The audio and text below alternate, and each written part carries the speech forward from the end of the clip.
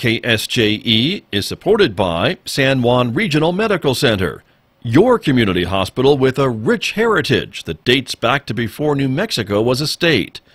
We've been improving the health of the Four Corners since 1910.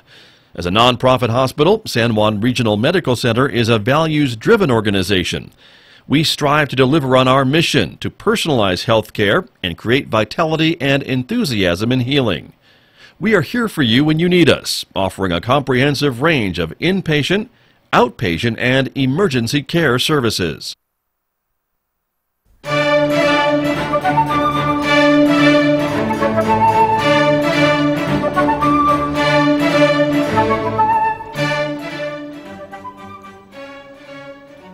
(8:31) KSJE, you're listening to the Scott Michlin Morning Program on this Friday, November the 9th.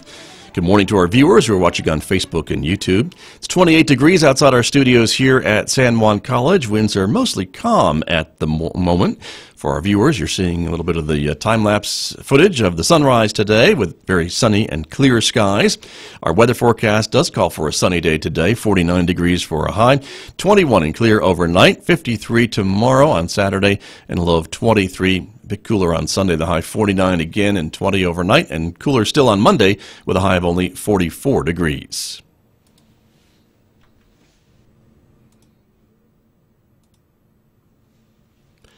Joining me now in our visual radio studio, I am joined by Ellen Meacham, who is joining us by Skype from her home in Oxford, Mississippi. Ellen Meacham, good afternoon. Hi, it's great to be here. Nice to talk to you, and thank you for joining me. You are an author of a wonderful book that we'll be talking about this morning, and you'll be here in Farmington at an event at the Farmington Public Library coming up next week, actually, on November 15th. You're going to do a reading and have some Q&A with residents here, and that's on the 15th at 6 p.m. So welcome to KSJE, and let's talk a little bit about you and about your book, which is called Delta Epiphany, Robert F. Kennedy in Mississippi. It is quite the title and quite the subject matter. Well, thank you. Thank you. I'm so happy. I'm looking forward to coming to Farmington. I always love to visit there. Well, and you have reason to as well, because as we were talking before we started on the air this morning, your mother lives here. That's right. She does. She's lived there since about 2003, I believe, and she loves the Southwest, and we love to come visit her.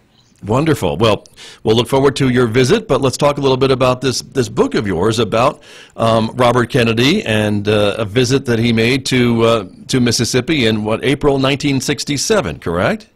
That's right. It was April 1967, and he came as part of a Senate subcommittee that he was serving on, looking at war on poverty programs. So we're about 2 years into the war on poverty, and they decided to have some hearings.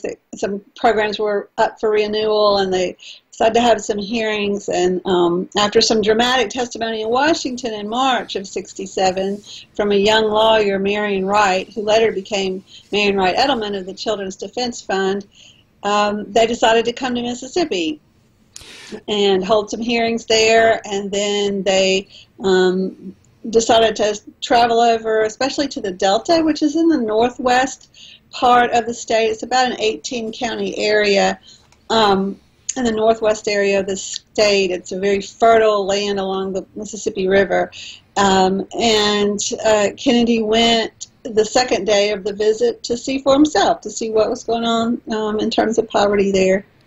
Interesting. And certainly, of course, when I read through your book and read about the subject matter, it rings very true to our area in New Mexico as another poor state and another area where we deal with poverty all the time. And this era, the 1967, when the country seems to be pretty divided, and there's this war on poverty and things they're talking about, and how can the government help, and all these different issues that are going on in a country that's somewhat divided politically. Would you agree? Right. There's a lot of resonance from what was going on then in '67 and '68 to what we see happening today, and that is a bit unfortunate. I think that it, at least from my work looking at the Delta, it was a time of really crucial technological change that drove a lot of what they call today as disruption. And suddenly it was always been a poor area, but suddenly so many people were out of work in a rural area.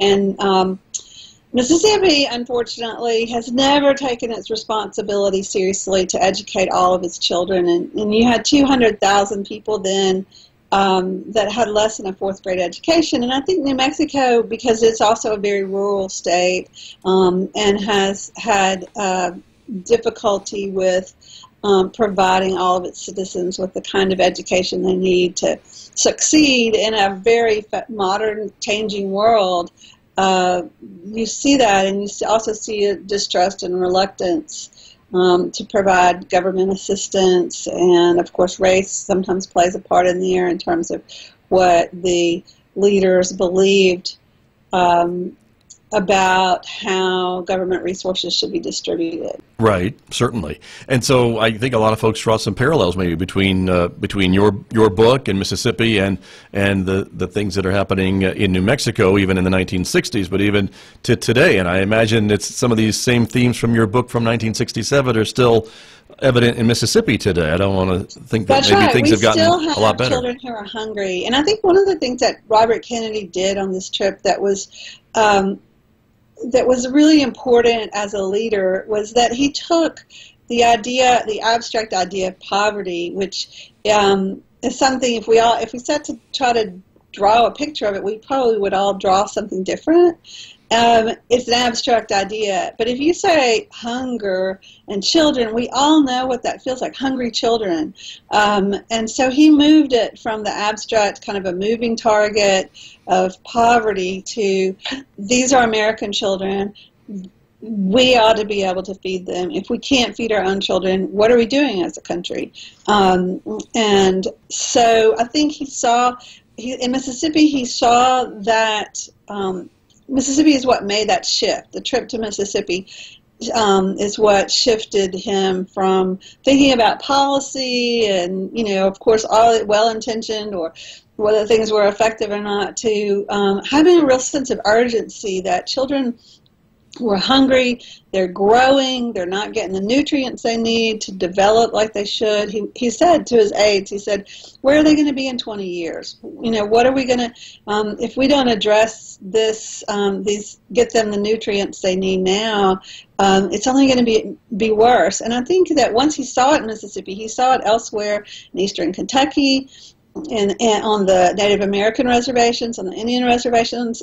He visited several out west, and everywhere, if you look at all those groups, you have groups of people in Mississippi who were exploited to work in the cotton fields, and then when they weren't needed, they were kind of discarded. In eastern Kentucky, you have a group of people who were exploited in a sense, working in the coal mines, and then when they weren't needed and they weren't provided education at the same levels that other places were. And the same, I think once he saw it in Mississippi, he saw it in Kentucky and on the Native American reservations. Groups who were just kind of marginalized by society and not whose needs didn't have the economic power, didn't have the political power, whether they had been denied the right to vote, to be able to use the American system to work like it should. They ought to be able to petition their government to vote for leaders who would provide what their children needed, yet they were often disenfranchised, or there were other kinds of obstacles in their way in terms of using political power. So I think that there were some similarities in all of those groups, where you have groups that are used and sort of treated as objects until they are not needed anymore, and then kind of discarded. And he had a real heart for those people who were in that situation. Interesting. And you mentioned the children, and one of the fascinating things about your book is kind of talks about three children who met Robert F. Kennedy when he was in Mississippi on this trip that you talk about, and you went back and found them and kind of give us an update as to how they're doing and what their impressions were and what their memories were of that visit almost, 50 some odd years ago. Right, 50. Getting on 51 now. Yeah. Yes, so that was one of the exciting parts of doing this work, because when I got the idea to do the book, I was kind of motivated. Since I'm in Oxford, Mississippi, I have to say, I think I have to quote William Faulkner. I think it's in my contract. But William Faulkner said that almost every story that he wrote or novel started with a single compelling image or memory.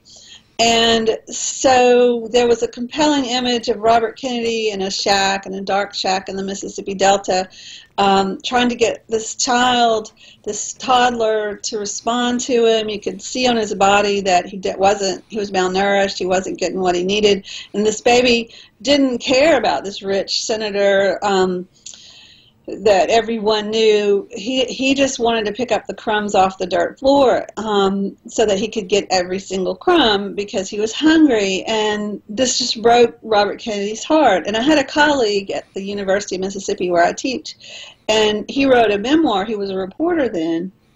He wrote a memoir, and he saw this scene. He was in the cabin with Kennedy, and it was such a compelling image. It just stuck with me, this sort of juxtaposition of the son of American power and promise and privilege in this really dark place. And I had two questions. One, how did that affect Robert Kennedy? How did that impact him? Mm-hmm. I knew some about him, but not that much. And secondly, I want to know what happened to the baby.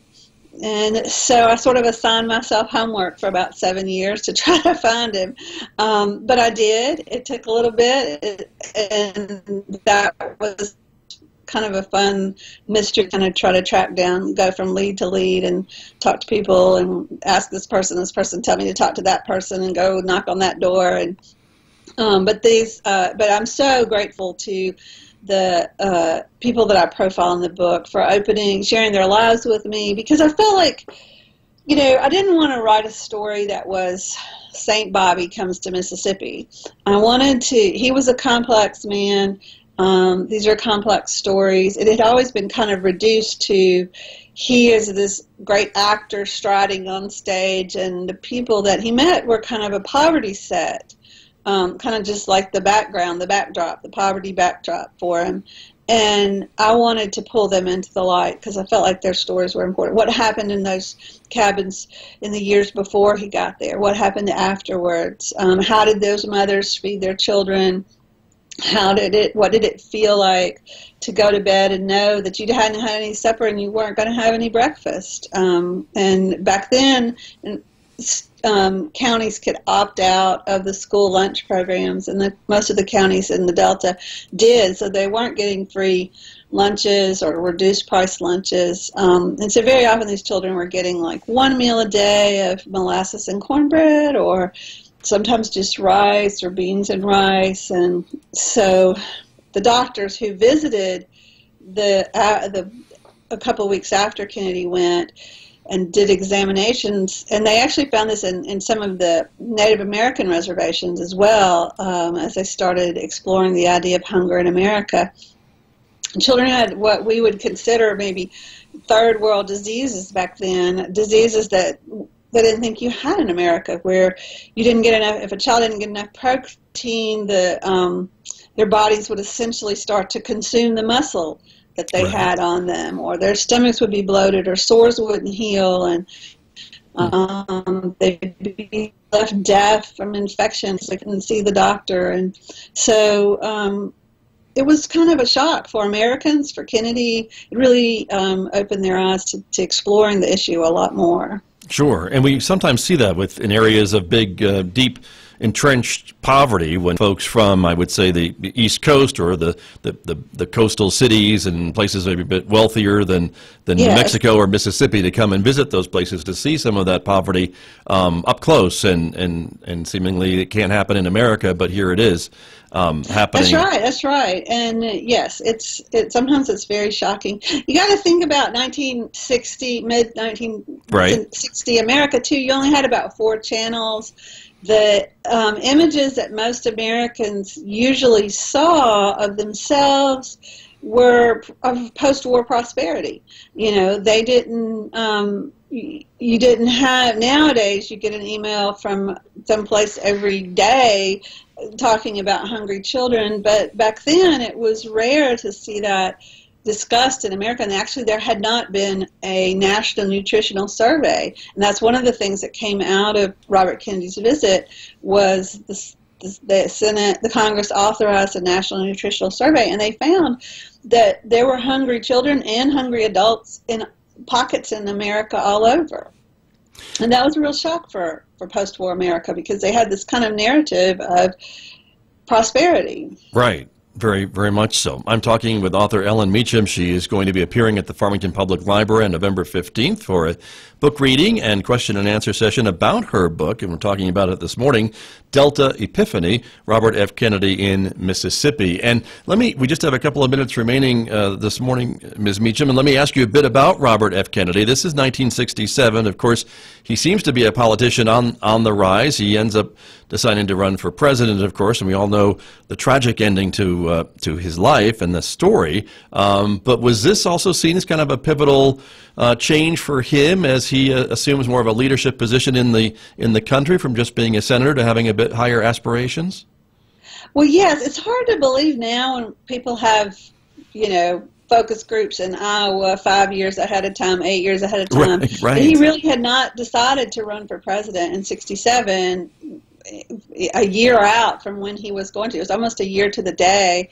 And he was still planning. Most of his friends and family wanted him to run in 1972. But I think, based on my research, of course, the Vietnam War was the big thing that moved him towards the presidency in 68.